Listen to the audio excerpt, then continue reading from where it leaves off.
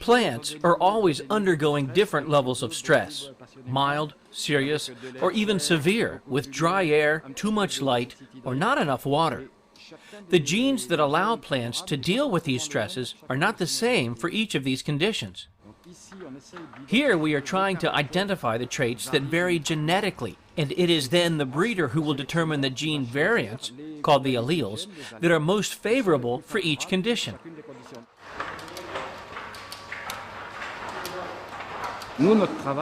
Our job is to identify this genetic variability of the traits and also to test which traits are most favorable in each climate scenario in Europe. Here, on a platform like this one, or similar platforms in the fields, it involves associating forms of genes with behaviors. Here we are at the watering station that allows us to process and manage individually a total of 1,600 large pots. The system is automatic. Each pot arrives at the watering station that weighs it. Then we provide the system with the amount of water needed,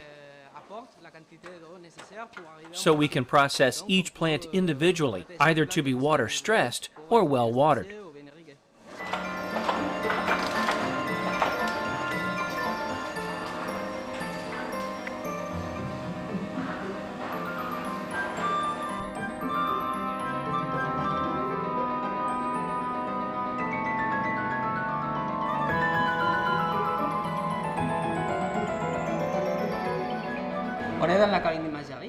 Here, each pot arrives.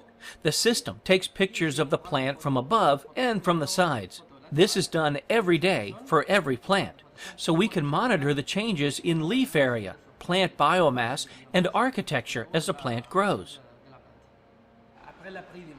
After the 3 photos are taken, they are loaded into a database. Afterwards, we analyze this image and we calculate the number of pixels, and from that, leaf area and approximated biomass. More elaborate data processing provides detailed plant architecture, such as the number and position of leaves.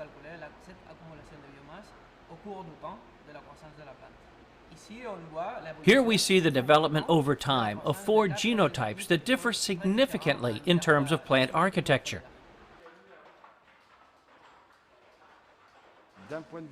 From a basic research viewpoint, we aim to identify and give a role to key genes and combinations of genes that allow the plant to continue producing biomass when the plant is under stress.